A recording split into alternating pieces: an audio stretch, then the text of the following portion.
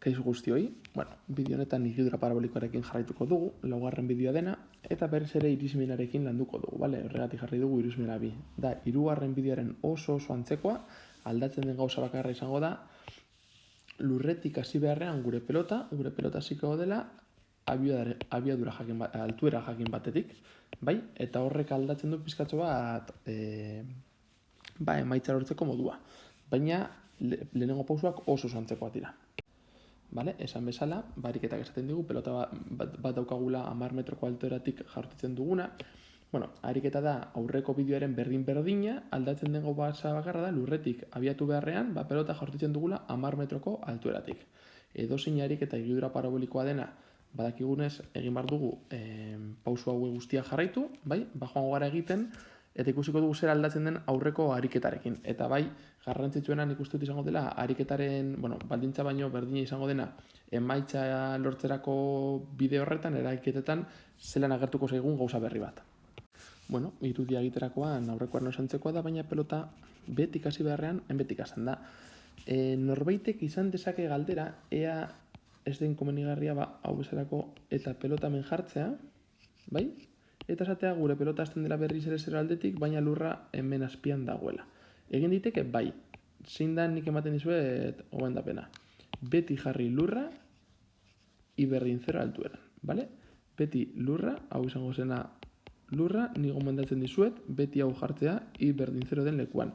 Ze horrela, negatibo batzuk enduko dituzue bidetik, eta, ariketa errezago aterako zaizue. Orain ingo duguna da, datua jasotzea. Hemen datuak, alde batetik, pelota hasten da isa 0 position, hau goratu ia beti 0 izango dela. Orain, hasierako altuera edo hasierako posizio vertikala, 10 metro. Hau da, aldatzen dena jarriko dut gorriz, azkenean beste ariketarekiko aldatzen den gauza bakarra hau delako, bale? Hasierako abiadura 10 metro segundu, alfa dira 30 gradu horizontalarekin, bale? Orduan egiten dugu hemen horizontala nolako izango zen altura honetan, eta hau izango ziren 30 gradu, bai? Eta kalkulatu ditugu zeintzuk diren sin 30 gradu eta kosin 30 gradu aurreko ariketan egin genuen bezalaxe. Eta hasierako abiaduraren osagai horizontala eta vertikala lortzeko, aurreko ariketan bezala, V0 bider kosin 30, hau zergaitik egin behar den lehenengo bideoan azaltzen dugu, eta goratu dela azkenean hasierako abiaduraren vektorea deskonposatzea bere osagai horizontalean eta bere osagai vertikalean. Hau izango zen V0i, eta hau izango zen V0x. Horein joango gara, ekuazio orokorretatik gure higidura ekuazio zehatzak lortzera. Bale, eta orain ekuazio orokorrak gehi datua dauzkagunean, idatziko ditugu gure higidura ekuazioak. Horretarako aurreko ariketaren oso antzekoak izango dira, aldatuko den bakarra izango da I0 agertuko dela kasunetan, eta horrela geratuko ziren. Ikusten dugunez, alderatzen bauzu aurreko bideoan egindako ariketarekin, agertzen den gauza berri bakarra, hau izango da, hemen 10 agertzen dela. Zuzenean kendu ditut, isa 0 hau 0 bezala kontatu dut, eta hau kalkulatzeko, V0 kosinu alfa, horretarako jarabili dut 30 gradua, eta V0 sinu alfa kalkulatzeko, bai, hauek izango ziren, bai, datu horiek jarabili ditut. Eta behin dauzkagunean, higidura ekuazioak, orduan ikusiko du kasunetan irismen eskatzen digunez baldintza ezarriko dio gure ariketari, eta behin hori daukagunean, ebazten dugu ekuazioa. Eta ja hau daukagunean, ariketaren baldintza goratu irismena kalkulatzeko, aurreko bideoan esaten dut, baina irismena kalkulatzeko azkenean ikusi behar dugu gure pelotak egiten duen higidura, bai, eta momentu batean lurrarekin talka egiten du. Beraz, lurrarekin talka egitea azkenean da, bere altuera 0 izatea. Horretarako erabili behar dugun ekuazioa izango da hirugarrena. Altuera kalkulatzeko ekuazioak hirugarrena delako. Eta horrezkatzen baditugu datuak, hau bezalako ekuazioa gertzen zaigu. 0 berdin, 10, gehi boste, ken lau, koma bederatzi, tekarratu. Fijatzen bazarete, hemen nola tekarratu eta tea gertzen zaigun, daukagun bigarren mailako ekuazioa. Eta bigarren mailako ekuazioaren adierazpen orokorra, da 0 berdin, a isakarratu, gehi b isa, gehi c. Kasu honetan, isakarratuak, isak t izango dira. Ikusten bauzu hemen t karratu gertzen da, hemen isakarratu, hemen t, hemen isa. Eta hemen ez da zera gertzen. Eta gure helburua horrelakoetan ordenatu dezakezu edo ez, baina autera beritugu A, B eta C koefizienteak.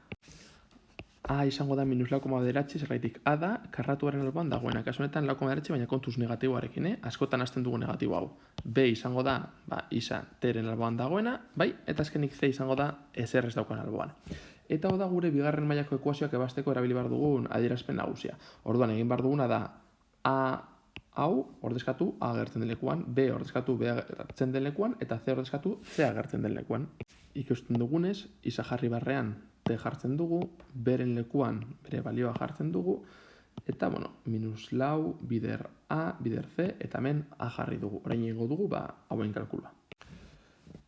Karratura 25 ematen du, minus bider minus plus, bai, lau bider lau koma bederatzi bider hamar, egiten baduzue kalkulagailuarekin, 186, eta hau bider hau, bederatzi koma sortzi, kontuz negatibo honekin, negatibo honek gauzak aldatu gaitu asko.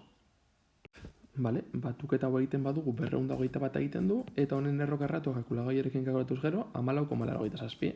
Orain, gogoratu, bigarren mailako ekuazio batetik bi emaitza lortzen dira. Bat plus erabiltzen, bestea minus. Hemen azpian egingo dugu zelan geratuko zen plus erabiltzen eta zelan minus erabiltzen. Eta bi denbora ezberdin lortuko dugu. Alde batetik lehenengo denbora izango da minus bat koma 0 bat, eta bestetik izango dugu 2,02. Negatiboarena kontuz izan behar duzue, ze bestela hau aterako zen positiboa eta hau negatiboa, bale? Gogoratu, horrek behan negatibo bat daukala. Zer adierazten dute bi emaitza hauek?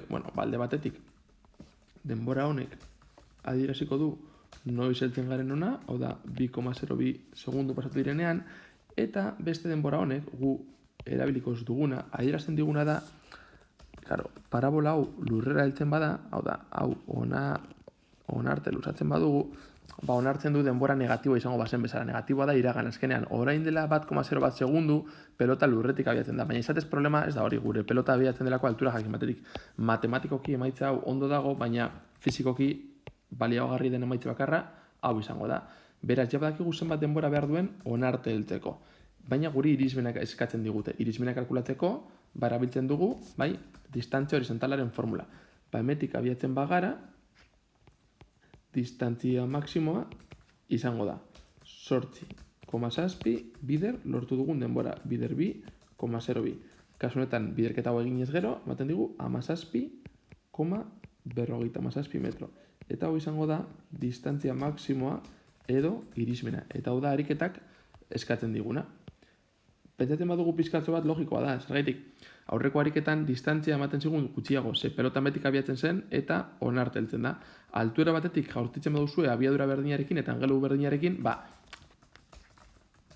hau ona heltzen denean, hau izango zen aurreko ariketaren distantzia, baina nola oraindik distantzia gehiago egin behar duen lurrera iristeko, orduan jarraitzen du aurrera egiten eta hemen lortzen den irizmena izango da bestearena, baina handiagoa.